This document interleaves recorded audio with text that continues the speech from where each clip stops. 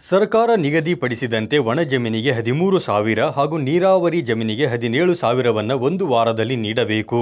ಅಲ್ಲದೆ ಪ್ರತಿ ಗ್ರಾಮದಲ್ಲಿ ಅಂತರ್ಜಲ ಹೆಚ್ಚಳಕ್ಕೆ ಅನುಕೂಲವಾಗಲು 100 ಎಕರೆಯಲ್ಲಿ ಕೆರೆ ನಿರ್ಮಾಣ ಮಾಡಬೇಕು ಎಂದು ಗ್ರಾಮ ಪಂಚಾಯತ್ನ ಮಾಜಿ ಅಧ್ಯಕ್ಷ ಶಂಕರಗೌಡ ಒತ್ತಾಯಿಸಿದರು. ಮುಂಡರಗಿ ಪಟ್ಟಣದಲ್ಲಿ ಸುದ್ದಿಗೋಷ್ಠಿ ನಡೆಸಿ ಮಾತನಾಡಿದ ಅವರು, ತಮ್ಮ ವಿವಿಧ ಬೇಡಿಕೆಗಳ ಈಡೇರಿಕೆಗಾಗಿ ತಹಸೀಲ್ದಾರ್ಗೆ ಮನವಿ ಸಲ್ಲಿಸಲಿದ್ದು, ಒಂದೊಮ್ಮೆ ಮನವಿ ಪುರಸ್ಕರಿಸದಿದ್ದರೆ ಪ್ರತಿಭಟನೆ ನಡೆಸಲಾಗುವುದು ಎಂದು ಈ ವೇಳೆ ಅವರು ತಿಳಿಸಿದರು. ಮುಂಡರಗಿ ತಾಲೂಕನ್ನು ಬರಗಾಲ ಪೀಡಿತ ಪ್ರದೇಶದಿಂದ ಕೈಬಿಟ್ಟಿದ್ರು. ರೈತ ಸಂಘ ಹಾಗೂ ಸಾರ್ವಜನಿಕ ಹೋರಾಟ ವೇದಿಕೆ ಹಾಗೂ ಉಳಿದ ಪ್ರಗತಿಪರ ಹೋರಾಟ ವೇದಿಕೆಯಿಂದ ಹೋರಾಟ ಮಾಡಿ ನಮ್ಮ ತಾಲೂಕನ್ನು ಬರಗಾಲ ಪೀಡಿತ ಪ್ರದೇಶ ಎಂದು ಘೋಷಣೆ ಮಾಡಿದರು. ಈಗ ಆ ಫಲವಾಗಿ ಪರಿಹಾರ ಬಂದೈತಿ.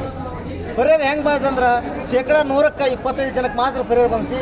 ಇನ್ನು 75 ಜನಕ್ಕೆ ಪರಿಹಾರ ಬಂದಿಲ್ಲ. ಯಾಕೆ ಬಂದಿಲ್ಲ? ಕೇಂದ್ರ ಸರ್ಕಾರ ಕೊಟ್ಟಂಥ 3,454 ಕೋಟಿ ರೂಪಾಯಿಗಳು ಮಾತ್ರ ರಾಜ್ಯ ಸರ್ಕಾರದವ್ರು ಪರಿಹಾರ ಕೊಡಕತ್ತಾರ. ರಾಜ್ಯ ಸರ್ಕಾರದವ್ರು ಪರಿಹಾರ ಇದ್ರಾಗ. ಹಾಗಾಗಿ ಅವರು ಕೂಡ 50% ಪರಿಹಾರ ಹಾಕಬೇಕು. ಈ ಒಂದು ವಾರದೊಳಗಾಗಿ ನಮಗೆ ಪರಿಹಾರ ಕೊಡದೆ ಹೋದ್ರೆ ತಹಸೀಲ್ದಾರ್ ಕಾರ್ಯಾಲಯ ಎದುರು ಉಗ್ರ ಪ್ರತಿಭಟನೆ ಮಾಡ್ತೀವಿ. ಪ್ರತಿ ಹೋರಾಟಕ್ಕೆ ನಾವು ಮುಂಡರಗಿ ರೈತರು ಯಾವುದೇ ಕಾರಣಕ್ಕೂ ಹಿಂಜಕ್ಕೋದಿಲ್ಲ. ಹಾಗಾಗಿ ಇದ್ರ ಜೊತೆಗೇ ಪ್ರತಿ ಹಳ್ಳಿಗೂ 100 ಎಕರೆ ಕೆರೆ ನಿರ್ಮಾಣ ಮಾಡಬೇಕು. ಯಾಕಂದ್ರೆ ಈ ವರ್ಷ ಭಯಂಕರ ಬಿಸಿಲು 42 ಡಿಗ್ರಿ ಮಟ್ಟ ಬಂತು. ಕುಡಿಯೋಕೆ ನೀರಿಲ್ಲ, ದನಕರ ಪ್ರಾಣಿ ಪಕ್ಷಿ ಎಲ್ಲೋ ಅಡ್ವೆ ಸಾಯಕತ್ತೇವು.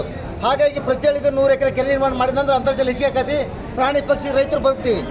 ಮಳೆ ಹೆಚ್ಚಿಗೆ ಆಗುತ್ತಾ, ತಂಪು ಚೇವಾಂಶ ಹೆಚ್ಚಿಗೆ ಆತಂದ್ರೆ ಅದ್ರ ಜೊತೆಗೆ ಹುಲಿಕೋಟ ಏತಾರು ನೀರಾವರಿ ಯೋಜನೆಯಲ್ಲಿ ಬರ್ತಕ್ಕಂಥ ಡ್ರಿಪ್ ಲೈನನ್ನು ಹಾಕೋದು ಬಂದ್ ಮಾಡಬೇಕು. ಇದೇ ವೇಳೆ ಕರ್ನಾಟಕ ರಾಜ್ಯ ರೈತ ಸಂಘದ ಪ್ರಧಾನ ಕಾರ್ಯದರ್ಶಿ ಶಿವಾನಂದ ಇಟಗಿ ಮಾತನಾಡಿ, ಯಾವುದೇ ಪರಿಹಾರ ಪಡೆಯಬೇಕಾದರೆ ಹೋರಾಟ ಮಾಡಿಯೇ ಪಡೆಯಬೇಕಾಗಿದೆ.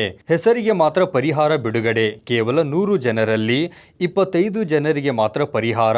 ಕೇಂದ್ರ ಸರ್ಕಾರದ 3,454 ರೂಪಾಯಿ ಬಿಡುಗಡೆ ಮಾಡಿದೆ. ರಾಜ್ಯ ಸರ್ಕಾರವು ಪರಿಹಾರ ನೀಡಬೇಕು.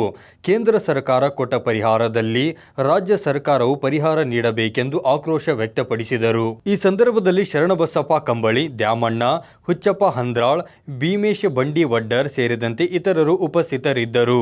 9 ಲೈವ್ ನ್ಯೂಸ್, ಗದಗ.